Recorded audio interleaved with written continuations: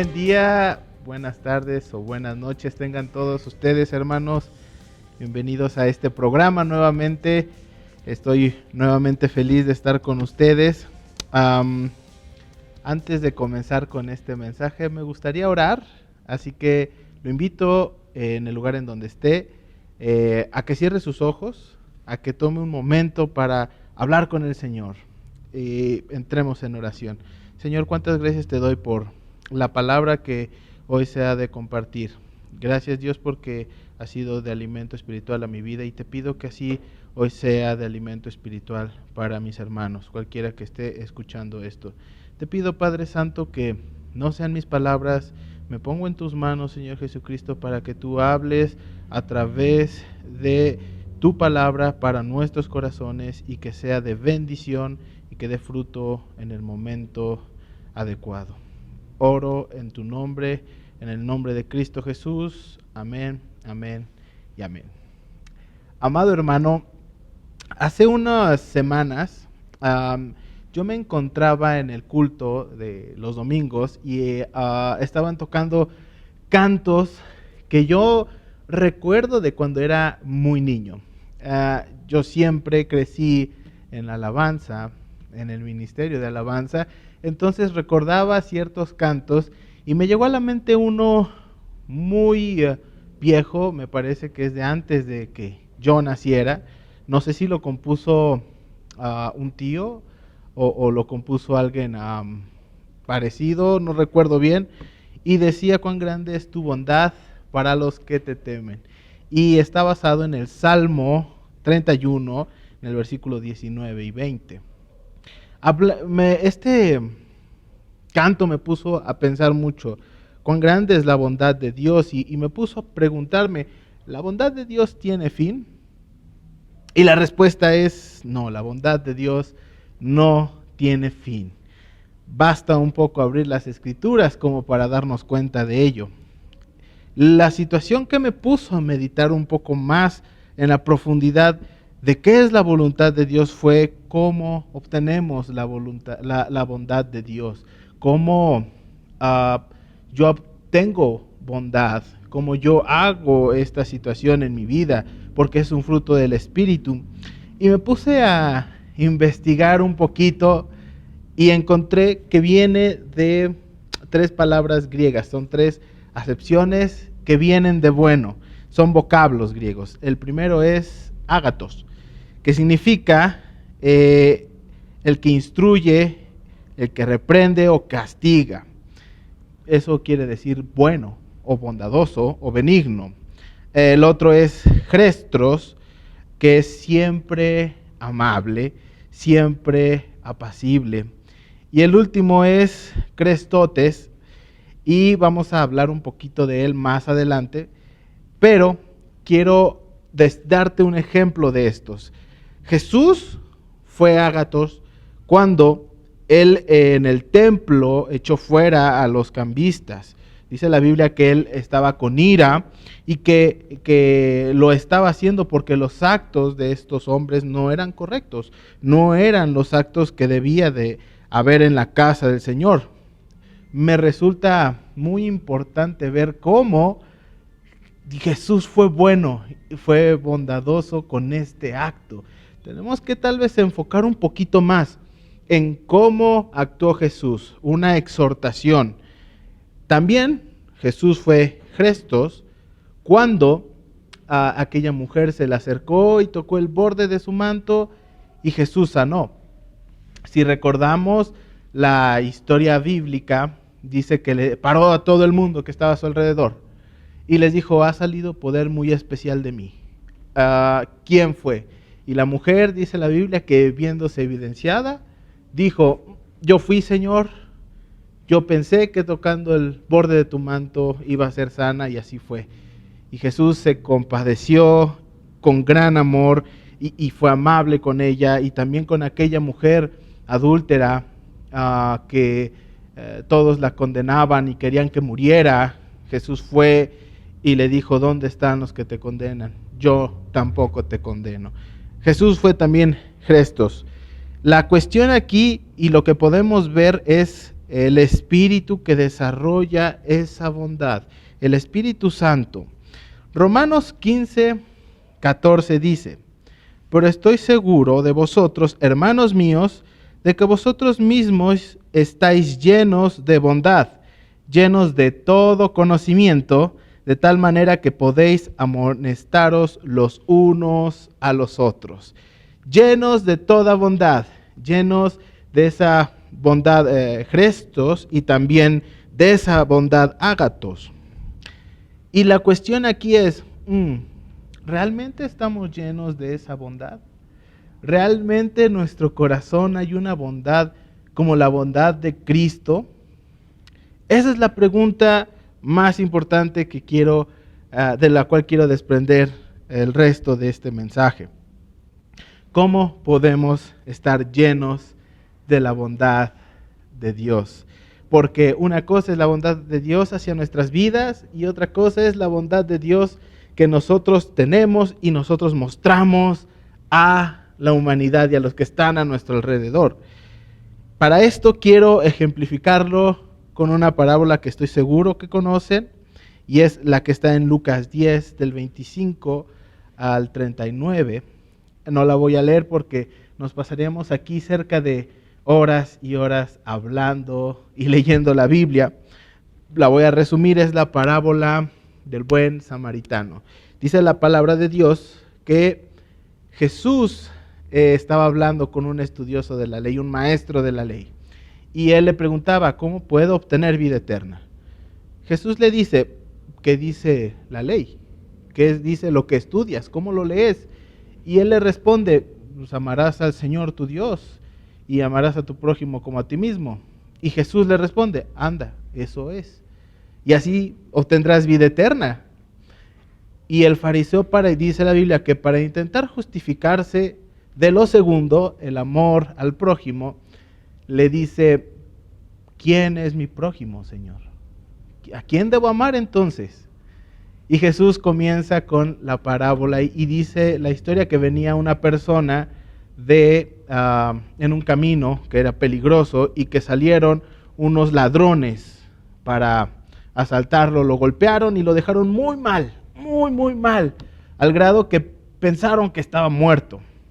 Entonces pasó un sacerdote y lo vio y siguió su camino.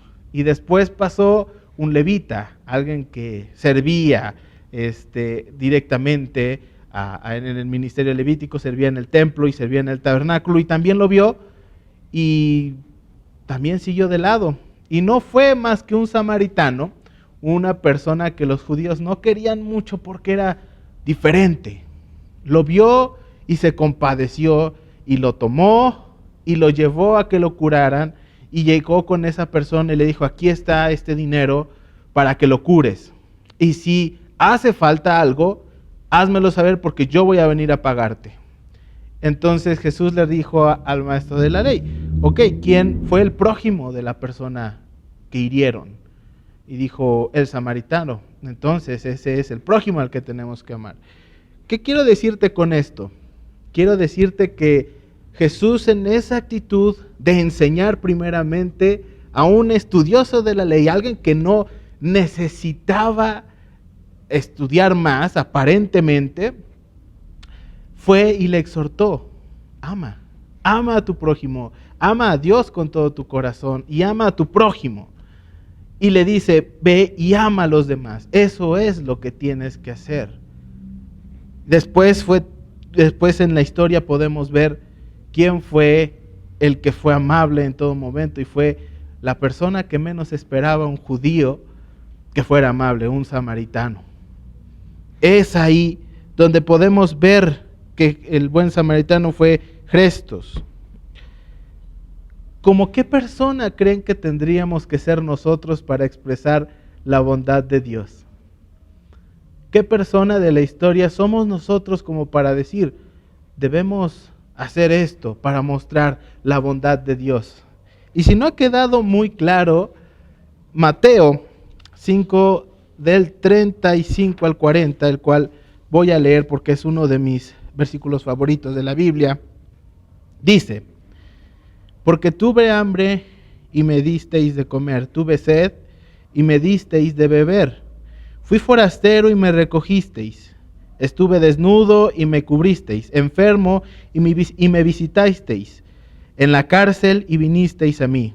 Entonces los justos le responderán, diciendo: Señor, ¿cuándo te vimos hambriento y te sustentamos, o sediento y te dimos de beber? ¿Y cuándo te vimos forastero y te recogimos, o desnudo y te cubrimos? ¿O cuándo te vimos enfermo o en la cárcel y vinimos a ti? Respondiendo el rey les dirá: de cierto os digo que en cuanto lo hicisteis a uno de mis hermanos más pequeños, a mí lo hicisteis. Todos estos actos muestran cuál es la bondad de Dios para con la humanidad, para con todos sus hijos. Yo te pregunto a ti, ¿puedes decir, yo tuve conocimiento de alguien que tuvo hambre y le di de comer, que tuvo sed y le di de beber, que estaba enfermo y fui a visitarlo? Son cosas que nos hacen preguntarnos, y puedo afirmar, hablar es barato. Tal vez no es gratis, pero es barato. Hacer, eso es lo que nos manda nuestro Señor Jesucristo. Por eso dice Jesús: si me aman, guarden mis mandamientos, pónganlos por obra. De eso se trata. Y ahí es en donde podemos ver una cosa importante, y es que todas estas cosas las hemos vivido también nosotros como hijos de Dios. En nuestro corazón también hemos tenido hambre y Dios ha venido y nos ha alimentado. Hemos tenido sed de justicia y Él nos ha dado esa justicia. Yo te sigo preguntando, Dios lo ha hecho por nosotros. Nosotros tenemos que ir y hacerlo también por los demás. Pero, ¿qué fluye en nuestro corazón a la hora de tener bondad? La respuesta a esto es que Jesús debe de ser el motor que impulsa nuestra fe y por ende nuestro estilo de vida, de modo que nuestra vida predique quién es Jesús. Nuestro día a día siempre tiene que ser el púlpito más importante en el cual podamos estar. Hay muchos que son pastores y son grandes evangelistas y tienen púlpitos en estadios muy grandes, y también hay púlpitos en lugares donde jamás nos hubiéramos imaginado. Hubo una campaña en Disney que se hizo por cristianos. Quiero decir con esto que hay púlpitos gigantes, pero el púlpito más importante que cualquier predicador y cualquier cristiano puede tener es su día a día. ¿Por qué? Porque Jesús es el motor del día a día en nuestras vidas. Y eso es lo que tenemos que tener. Por eso entro al último vocablo del que le hablé, que es el crestotes, que es benignidad y bondad. Denota una actitud de rectitud y de justicia, o ser justo de corazón. Justo de corazón. Sabes, yo no soy justo por mí mismo. Y esto es lo que tenemos que recordar siempre. Yo no soy justo por lo que hago, porque yo soy un hombre pecador, porque yo peco con pensamientos, palabras y obras, porque estoy en un constante ir y venir, debatiéndome y haciendo y pidiéndole a Dios que me perdone y pidiéndole a Dios que me muestre con qué le estoy fallando. Soy un hombre, pero Cristo me hace justo. Su sacrificio y resurrección son las que me dan la oportunidad de cambiar el acto de decretos que me era contraria y hoy ser tomado justo, ser amigo fiel y ser amado. Recuerda, hermano, que tu corazón es justo por Jesús y te hará dar frutos de justicia como los que ya hablamos. Jesús es el que te va a motivar a llevar esa bondad a los que están a tu alrededor. La pregunta es: ¿cómo mostramos esa bondad a los que están a nuestro alrededor? Cumpliendo los mandamientos que Jesús nos ha dado, de modo que podamos ir y hacer constantemente el bien a los demás y mostrar quién es Jesús. Pero hay una advertencia aquí. En el libro de los Romanos Pablo escribe a la iglesia de Roma y habla en el capítulo 2 de una condición que había. Los judíos de la iglesia afirmaban que las palabras y los mandamientos y algunas cosas de fe en el nuevo pacto no les aplicaban. Juzgaban a otros por su estilo de vida y había un ritualismo de su fe por el pacto anterior a Jesús. Afirmaban que estaban eximidos de todo juicio de Dios. Y con esto quiero hacer una comparativa con la iglesia de hoy. ¿Alguna vez has dicho algo como: es posible que el mensaje de hoy no haya sido para mí y no aplica a mi vida? O tal vez has dicho: parte de la Biblia no es de relevancia hoy en día para mi vida ni para la vida de los demás. O tal vez hayas dicho: he hecho suficientes veces lo mismo, es suficiente, ya soy santo. O es momento de descansar de la buena carrera de la fe, estoy cansado, he sido santo mucho tiempo. O tal vez no es malo hacer esto, todos lo hacen. ¿Alguna vez hemos pensado lo que dice Romanos 2:3? Dice: ¿y piensas esto? Oh hombre, tú que juzgas a los que te hacen y hacen lo mismo y hacen hacer lo mismo, que tú escaparás también del juicio de Dios. Pablo habla y le dice a los judíos de la iglesia: el juicio de Dios también viene para ti, ¿sabes? El juicio de Dios también vendrá algún día. Pensar que por ser cristianos hoy el día estamos eximidos de lo que pueda venir. Y no con esto digo que no seamos salvos, digo que muchas veces pensamos que como ya hemos aceptado a Cristo, no necesitamos hacer más. El pacto de Cristo es mucho más grande que el pacto anterior. Esa es una verdad. Lleno de gracia. Y te voy a decir una cosa. La gracia no hace las cosas fáciles. Hace las cosas posibles. Nos llena de amor y está dispuesto a renovarnos constantemente, a cambiarnos constantemente, a quitar lo malo. El nuevo pacto nos dice: quita de ti el viejo hombre. El nuevo pacto nos dice: es momento de cambiar, es momento de dejar atrás lo que nos hace ser pecadores, es momento de dejarlo atrás. No caigamos en una ligereza espiritual, ni dejemos que nuestra fe, aunque se trata de salvarnos, la encaminemos a nuestra gloria. La gloria es para Cristo y para su obra, y todo lo que hacemos es para darle la gloria y la honra a Él. No sea nuestra fe para nosotros, sea para Dios. Y dice Romanos 2:4: ¿o menosprecias las riquezas de su benignidad, paciencia y longanimidad, ignorando que su benignidad te guía al arrepentimiento? Y esa es la cuestión. La bondad y benignidad de Dios nos lleva al arrepentimiento. No nos lleva a engrandecernos o a decir: esto ya no me debe de aplicar. Nos lleva a una vida en el Señor. La bondad nos lleva constantemente a arrepentirnos. Su amor nos lleva constantemente a ser perdonados, y su palabra a ser reedificados. No olvidemos nunca esa situación de la bondad de Dios. Por eso dice Romanos 11:22: mira pues la bondad y la severidad de Dios. La severidad ciertamente para los que creyeron, ágatos, exhortando para guardar los mandamientos. Y dice el versículo, continúa: pero la bondad para contigo si permaneces en esa bondad, pues de otra manera tú también serás cortado, y esto es en el día del juicio. Constantemente estamos acumulando entonces juicio para nosotros en aquel día final.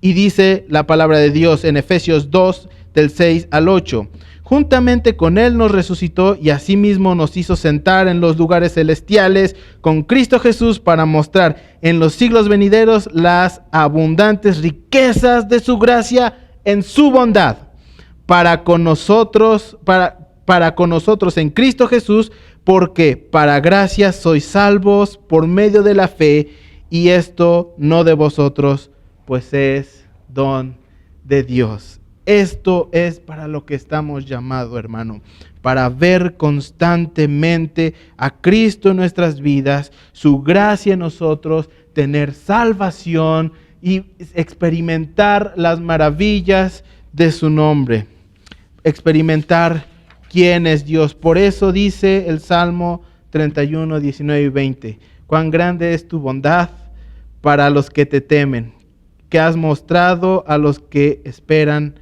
en ti, delante de los hijos de los hombres. En lo secreto de tu presencia los esconderás de la conspiración del hombre, los pondrás en un tabernáculo encubierto de contención de lenguas. Nos promete poner Dios por su bondad en un lugar especial, hoy su presencia. Te invito a cerrar tus ojos y a recibir esta última exhortación. Permanezcamos en su bondad, siendo salvos, porque para eso vino Jesús a nuestras vidas. Siendo hijos de Dios, siendo transformados y predicando todos los días del amor y de la bondad de Jesús. Oremos. Señor, cuántas gracias te doy por esta palabra. Gracias, Dios, porque podemos ver tu bondad reflejada a lo largo de generaciones y de generaciones. Tantas personas que por tu bondad fueron alcanzadas, Señor. Gracias porque a través de esto podemos verte a ti, podemos tener acceso a tu amor, a tu máximo amor. De igual forma, Padre Santo, te pido por cada hermano que esté escuchando este mensaje, tú bendícelo y llénalo de tu misericordia, de tu amor y de tu bondad, Padre. En el nombre de Cristo Jesús, que podamos ser hacedores de la palabra y que podamos llevar una vida de honra a ti, guardando y haciendo tus mandamientos. En tu nombre oro, Señor, en el nombre de Cristo Jesús. Amén, amén, amén. Que Dios me lo bendiga, hermano. Hemos llegado a la parte final de nuestra transmisión. Te invitamos a que sigas mandándonos tus peticiones al correo casadealabanza.contacto@gmail.com. Estaremos orando por ti. Y antes de irte, no olvides visitar nuestro canal para que puedas acceder a todo nuestro contenido. Ahí podrás encontrar nuestra sesión de podcast Celebrando su Gloria, nuestra sesión para niños Casa de Alabanza Kids, Siguiendo a Jesús, y nuestra sesión Escudriñando las Escrituras, todos los días lunes y jueves. Te esperamos muy pronto. Cristo te ama.